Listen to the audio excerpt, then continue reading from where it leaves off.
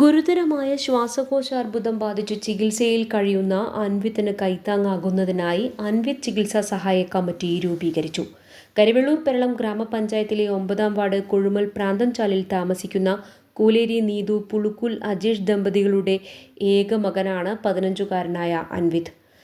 Kozhikode baby memorial ഹോസ്പിറ്റലിൽ വെന്റിലേറ്ററിൽ ചികിത്സയിൽ കഴിയുകയാണ് ഇപ്പോൾ അൻവിത്. തിരിച്ചുകൊണ്ടുവരാനുള്ള ഒരു മഹത് പ്രവർത്തനത്തിന് വേണ്ടിയുള്ള ഒരു ജനകീയ കൂട്ടായ്മ രൂപീകരിക്കുന്നതിന് വേണ്ടിയിട്ടാണ് ഇത്തരത്തിൽ വളരെ പെട്ടെന്ന് തീരുമാനിച്ച് വാട്സപ്പ് മുഖാന്തരവും മറ്റും പറ്റാവുന്നവർക്കൊക്കെ വിവരം കൊടുത്താണ്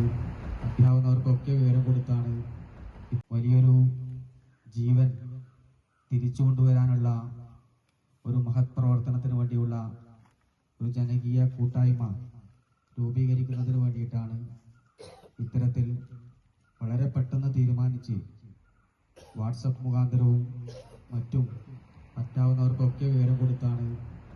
കരിവെള്ളൂർ AV സ്മാരക government higher secondary school SSLC വിദ്യാർത്ഥിയായ അൻവിത് പഠന രംഗത്തും ഫുട്ബോൾ രംഗത്തും മികവ് പുലർത്തുന്ന വിദ്യാർത്ഥിയാണ്.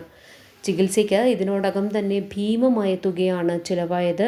കുടുംബത്തിന് താങ്ങാവുന്നതിലും ഉപരിയായ ചികിത്സാ ചെലവ് വരുന്നതിനാൽ നാട്ടുകാരുടെ നേതൃത്വത്തിലാണിപ്പോൾ ചികിത്സാ സഹായ കമ്മിറ്റി രൂപീകരിച്ച് പ്രവർത്തനം ആരംഭിച്ചത്. പ്രാന്തംചാലിൽ നടന്ന അൻവിത് ചികിത്സാ സഹായ കമ്മിറ്റി രൂപീകരണ യോഗം കരിവെള്ളൂർ പെരളം ഗ്രാമപഞ്ചായത്ത് പ്രസിഡന്റ് P. രമേശൻ ഉദ്ഘാടനം ചെയ്തു. K. രമേശൻ അധ്യക്ഷത വഹിച്ചു.